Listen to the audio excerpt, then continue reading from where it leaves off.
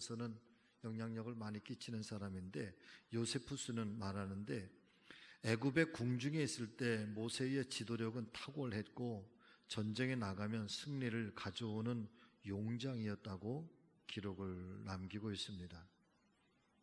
그의 나이 40세가 되었을 때 모세는 세상적으로 모든 것이 다 갖추어졌다고 생각했습니다.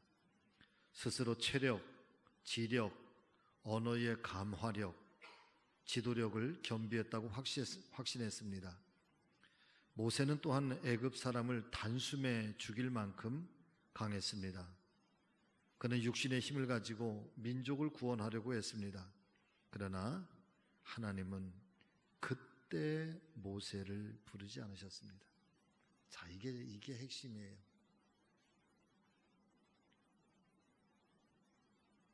그러니까 모세가, 저를 잠깐 봐주세요. 모세가 바로 공주의 양아들이 돼서 사실 궁중의 모든 지도자의 수업을 다 받게 되잖아요. 선대왕에 이어서 사실은 모세는 타고난 지도자로 인정을 받았고, 그 다음 세대에 이제 왕으로 거의 내정이 된 그런 후계 구도를 가지고 있었던 모세.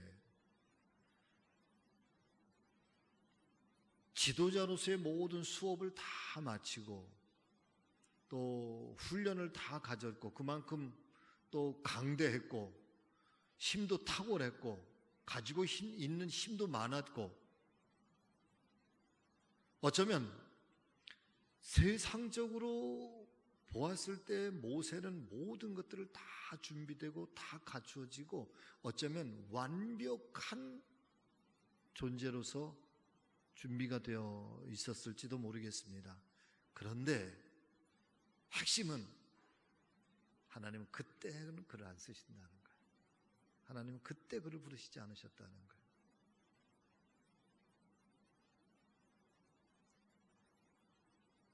제가요, 제 개인적인 고백이에요. 제 개인적인 고백인데요,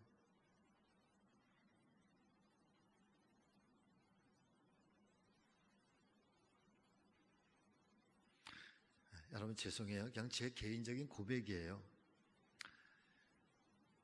제가 신학교 들어갈 때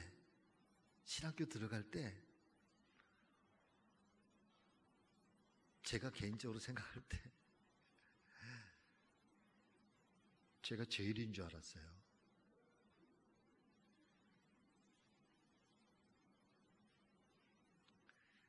(1학년) 한 몇 개월 지나니까, 1학년 입학하고 나서 한 3개월쯤 지나니까 5월, 6월 때 요맘때쯤 되니까요, 제가 82학번이거든요. 82학번 1학년 중에 감신 천재 4명이 왔다고 그랬어요. 4명이. 무슨 제? 천재 4명이 왔다고.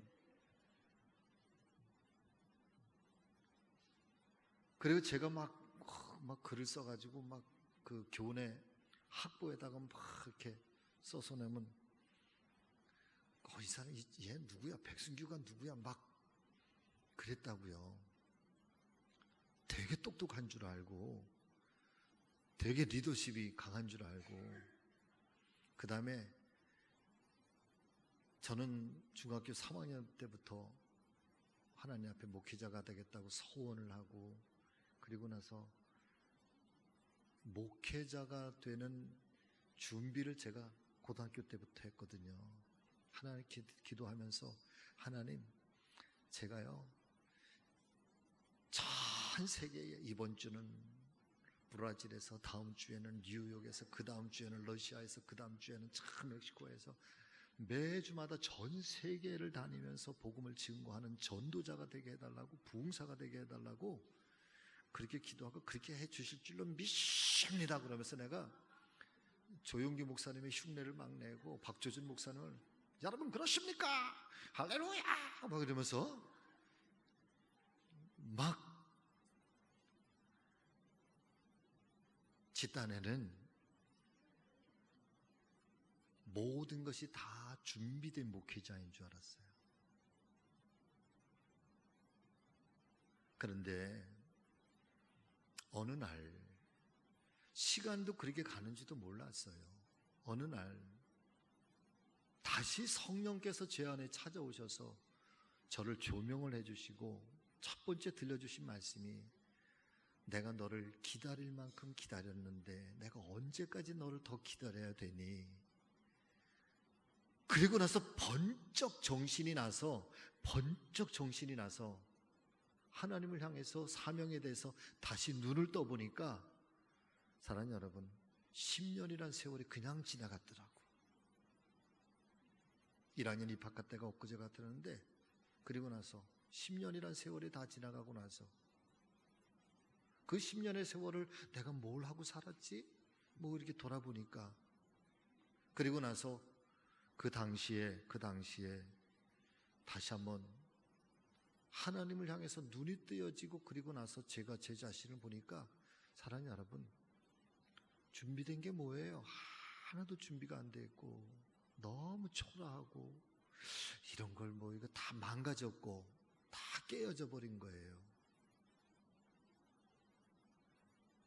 두려워지기 시작하고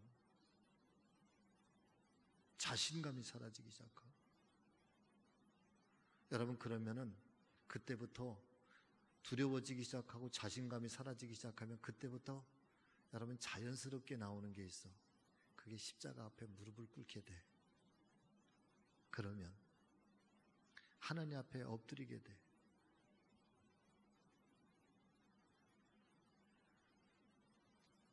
군대 제대하고 났을 때까지만 해도, 아유, 내가 목회를 하면은 뭐 금방 목회 자리 금방 나오지 뭐. 그래가지고는 뭐 막 목사님이 어디 목회 자리 났다고 갈래? 아유, 저 목사님 저 목회 안 해요. 지금은 아직 할 마음이 없어요. 그 목사님 얼마나 안타까웠겠어. 그거를 3년을 그랬네. 3년.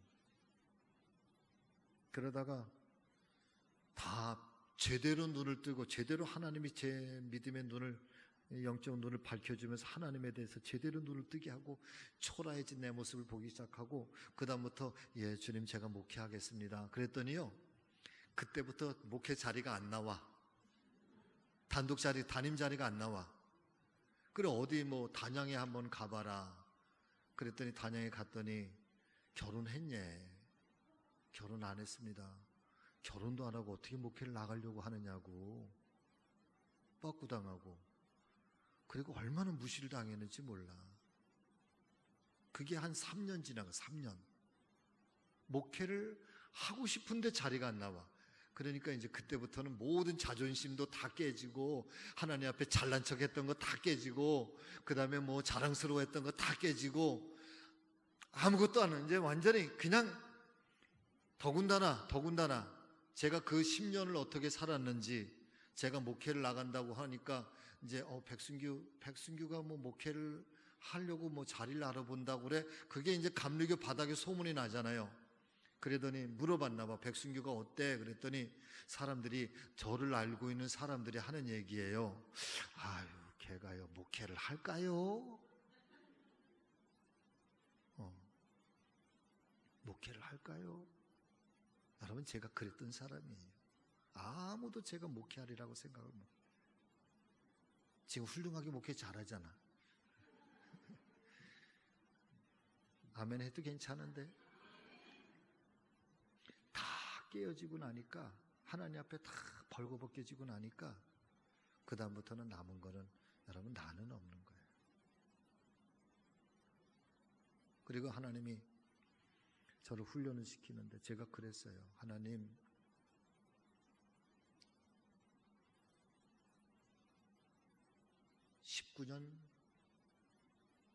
1996년, 97년, 96년부터 기도했으면 올해가 몇 년이에요? 2006년, 16년. 벌써 이렇게 됐군요. 23년째는 아니네요. 22년, 제가 작년까지 그렇게 기도를 했으니까. 하나님, 제가요 제가 55세가 되면 하나님 제 목회가 꽃을 피우게 해주세요. 확 꽃을 피우게 해주세요. 아주 확 타오르다가 그냥 하얗게 다 타버리고 쟤만 남을 수. 그 이전까지는 아무리 힘들고 아무리 어려워도 하나님 제가 준비하는 기간, 저 자신의 그릇을 준비하는 기간, 훈련하는 기간으로 삼겠습니다. 그걸 22년 동안 1996년도부터 기도해 왔어요. 그랬는데 작년에 만 55세가 되는데 하나님이 성직교회로 보내신 거예요. 여기를 보내셔가지고 그래서 여기서 내가 그래서 와서 하나님 제가 여기서 죽겠습니다. 여기서 아주 산산이 다 타고 하얗게 쟤만 남고,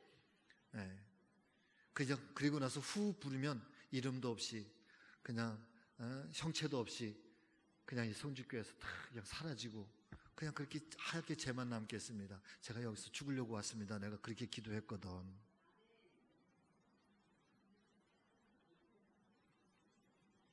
그 전까지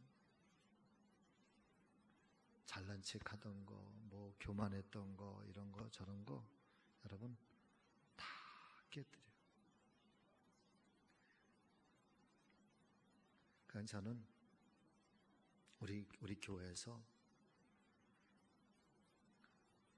그냥 그렇게 탈 거예요. 그냥 탈 거야. 그냥 잘난 것도 없고 뭐 자랑할 것도 없고 그냥 우리 교회 속에서 그냥 그렇게. 할렐루야. 광야라고 하는 것은 자기 자신이 잘났고 자기 자신이 뭘 가지고 하려고 할 때 하나님 그때는 안 써요.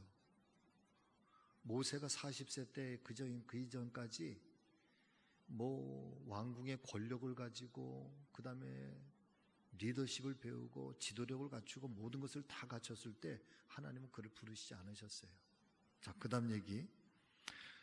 그러나 하나님은 그때 모세를 부르지 않으셨습니다. 하나님은 자기 과신에 빠져있는 모세를 어디로 보내셨다? 광야로 보내셨습니다. 그것은 철저한 하나님의 계획이었습니다. 미디안 광야로 보내셔서 거기서 40년을 훈련받게 하셨습니다. 신명기 33장 1절 말씀을 보면 모세를 하나님의 사람이라고 부르고 있습니다. 바로 왕의 공주의 아들이라는 칭호에서 하나님의 사람이라는 칭호를 얻기까지 모세는 40년의 궁중 생활과 40년의 광야 생활을 거쳤던 것입니다. 줄을 쳐놓으실까요? 하나님이 광야에서 그를 만드신 것입니다. 하나님의 사람은 화려한 궁중에서 만들어지지 않습니다. 안락한 교실에서 만들어지지 않습니다. 편안한 기숙사에서 만들어지는 것도 아닙니다. 마치 탁월한 항해사가 거친 바다에서 만들어지듯이 하나님의 사람은 거친 광야와 거친 사막에서 만들어집니다. 자, 그러면 거친 광야, 사막은 어떤 곳이냐? 광야는 외로운 곳입니다. 광대하고 위험한 곳입니다. 불뱀과 전갈이 있고 물이 없는 건조한 땅이 바로 광야인 것입니다. 예레미야 선지자는 광야, 곧 사막과 구덩이 땅, 건조하고 사망의 음침한 땅, 사람이 다니지 아니하고 거주하지 아니하는 땅을 통과하게 하시던 여호와께서라고 말하고 있습니다. 왜 하나님께서 자기 사람들을 광야로 보내시는 것일까요? 그것은 하나님께서 쓰시기에 합당한 그릇들로 만들기 위해서입니다. 광야에서 배우는 것은 지식이나 정보가 아닙니다. 기술이나 방법을 배우는 것도 아닙니다. 광야에서 대화의 기술이나 단시간 내에 크게 성공할 수 있는 비결을 배우는 것도 아닙니다. 사람들의 인기를 독점하고 경쟁에서 이기는 비법을 터득하는 것도 아닙니다. 화려한 궁중에서 모세는 지력, 체력 그리고 세상에서 승리할 수 있는 기술을 익혔습니다. 그러나 성품을 변화시키지는 못했습니다. 궁중 교육이 모세에게 지식과 정보는 제공해 주었지만 인격을 변화시키지 못했습니다. 하나님은 광야에서 모세의 성품을 변화시켰습니다. 원망과 불평으로 가득 찬 이스라엘 백성을 온유함으로 품을 수 있는 성품은 광야에서 만들어집니다. 자, 여러분, 사도행전 9장의 말씀에 보면은요,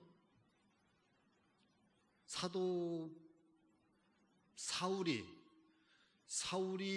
다메섹에 예수 믿는 사람들을 핍박하고 잡아서 죽이기 위해서 군대를 이끌고 이제 가다가 다메섹 골짜기에서 부활하신 예수 그리스도를 만나잖아요. 할렐루야. 사울아 사울아 너는 왜 나를 이렇게 핍박하느냐. 그러니까 사울이 그 밝은 빛의 앞을 못 보는 상태에서 주여 누구십니까? Who are you? 당신 누구십니까? 그러니까 나는 네가 핍박하는 예수라. 그래서 그 앞을 못 본 채 부활하신 예수님을 만나고 나서 도성에 들어갔다가 거기에서 아나니아 선지자에게 또 부활하신 주님이 나타나셔서 사울에게 가서 안수해 줘라. 그랬더니 아니요, 주님, 저 사울은 안수 받고 그런 축복을 받을 사람이 아니라 우리를 핍박하고 교회를 잔해하는 그런 사람이 아닙니까? 하나님이 아나니아 선지자에게 그렇게 얘기를 하잖아요. 아니야, 이건 내가 택한 나의 백성이야. 내가 이방 민족을 위한 나의 택한 백성이야. 가서 너는 기도해 주라. 그래서 아나니아 선지자가 가서 앞을 못 보는 사울에게 안수하면서 축복하고 기도해 주잖아요. 그때에 사울에서 눈에서 비늘 같은 것이 떨어지면서 사울이 다시 눈을 뜨고 보게 됩니다. 할렐루야. 그때부터 사울이 더 이상 예수님을 핍박하는 자가 아니라 예수님을 증거하는 전도자가 되거든요. 그의 인생이 180도 달라지거든. 그리고 나서 성경을 보면은 사울이 다시 나타나는 때가 언제냐면 2년이 지난 후에 나타나. 그리고 다른 말씀을 보면은 사울이 그 2년 동안 아라비아에 가서 훈련을 받게 되는데 그 아라비아 광야가 어디냐면 여러분 시내산이에요. 모세가 십계명을 받았던 시내산.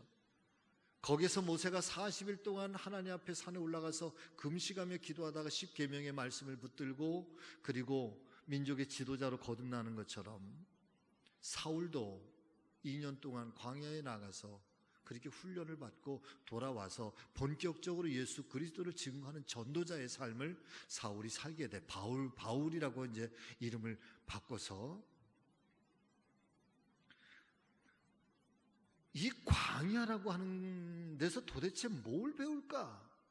여러분, 아무것도 없는 곳이에요. 거기에 뭐 훌륭한 선생이 있는 것도 아니고 지혜와 지식이 있는 것도 아니고 책이 있는 것도 아니고 문화가 있는 것도 아니에요. 광야에서는 한 가지밖에 배울 게 없어요. 하나님만을 향해서 무릎 꿇고 하나님과 대화하는 법, 그거 하나밖에는 배울 게 없어요. 바꿔서 말씀을 드리면 저와 여러분들이 하나님의 사람으로 거듭나고 하나님의 사람으로 우리가 위대한 그런 축복의 인생을 살기 위해서 정말 필요한 것은 뭐냐? 여러분, 지식이 아니에요. 경험이 아니라고요. 할렐루야. 그러나 저는 끊임없이 공부하기를 원해. 성경도 공부하기를 원하고 신학도 공부하기를 원하고 현대 목회, 현대 신학의 흐름이 어떻게 흘러가고 있는지에 대해서 예민하게 느끼기를 원해. 그러나 그거 지식이 그 다음에 해박한 세상적인 어떤 철학, 문화, 인생사, 사상, 그런 것들이 우리가 하나님의 사람으로 제대로 사명을 감당하기에 도움을 줄 수 있는 서브, 돕는 역할은 할 수 있지만, 그러나 그것이 우리의 삶을 하나님 은혜 안에서 능력 있는 삶을 살아가는 본질적인 힘은 아니라는 거야. 본질적인 힘은 어디에서부터 오는 거냐 하면은 여러분, 하늘로부터 오는 거예요. 광야에서 배울 거는 단 한 가지밖에 없어요. 하나님을 만나는 방법, 하나님 앞에 순종하는 방법, 하나님 앞에 엎드리는 방법. 그래서 아무도 없는 광야에서, 그 거친 땅에서, 맨 땅에서 무릎을 꿇고, 거친 바위에서 무릎을 꿇고 하나님의 이름을 부르고 하나님의 음성이 들려오는 걸 기다리는 거. 광야에서는 여러분 배울 게 그거밖에 없는 거예요. 근데 모세는 그거 없이, 그 영적 경험, 영적 하나님의 만남의 이 사건 없이 자기의 꾀를 가지고 민족을 구원하려고 하고, 자기의 지식 가지고 그것을 하려고 하고, 그러다가 철저하게 무너진 것이 궁중의 공주의 아들로서 살았던 모세의 모습이에요. 근데 하나님은 그 모습 가지고 쓰는 게 아니잖아. 훈련을 통해서, 거칠고 어려운 과정을 통해서, 힘들고 어려운 그 고통스러운 광야의 삶을 40년 살게 하시고, 비로소 모세가 뭐라고 표현을 합니까? 나는 말에 둔한 자라 그러잖아요. 모세가 원래 얼마나 말을 잘했던 사람이겠습니까? 그랬더니 그가 모든 거 다 깨어지고 다 무너지고 나니까, 저처럼 다 초라해지고 나니까 남는 거는, 나는 입이 둔한 자입니다. 내 힘 가지고는 아무것도 할 수가 없습니다. 그랬더니 하나님이 아론을 붙여주시고 능력의 지팡이를 그에게 붙여주시는 거 아니에요? 정말로 축복의 주인공이 되고 싶으십니까? 여러분, 나의 꾀를 버리세요.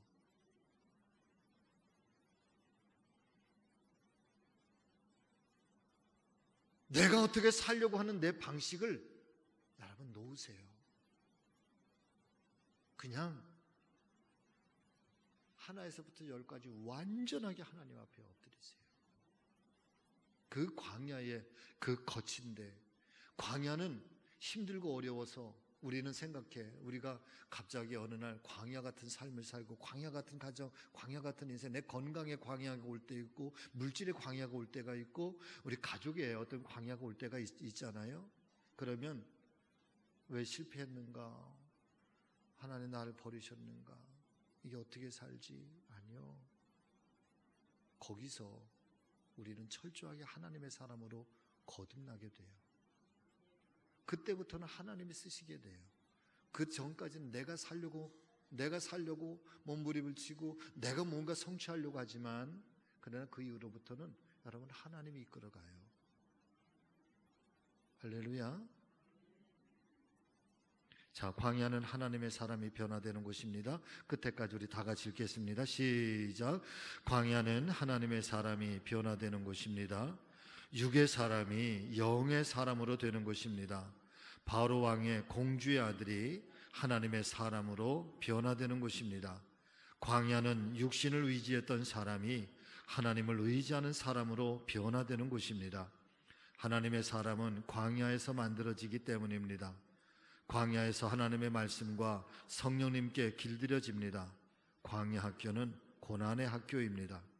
그러나 광야 학교에서 평범한 사람이 비범한 하나님의 사람으로 변화됩니다. 양이 사자로 변화됩니다. 광야를 두려워 마십시오. 광야를 사랑하십시오. 그리고 광야에서 하나님을 만나십시오. 네, 조금 혹여나 지금 내가 광야같이 좀 힘들고 어려운 삶을 살고 계시다고 한다면, 여러분, 그 광야는 우리가 버림받은 땅이 아니고요, 하나님께서 우리를 새롭게 들어서 쓰시려고 만드는 또 다른 은혜의 자리고, 거긴 또 다른 우리가 거듭남의 자리고, 우리의 육이 변해서 영적인 사람이 되는 그 영원한 은혜의 자리가 여러분 지금 고난의 자리고 광야라고 하는 사실을 여러분 믿음으로 그렇게 고백하세요. 그리고 그 광야 영원하지 않아요. 때가 되면 끝나요. 같이 하십니다. 이 광야 때가 되면 반드시 끝이 난다. 아멘. 그 광야에서 여러분 우리가 경험할 것은 하나님의 사람으로 변화되고 거듭나는 것. 하나님을 만나면 돼. 기도하겠습니다.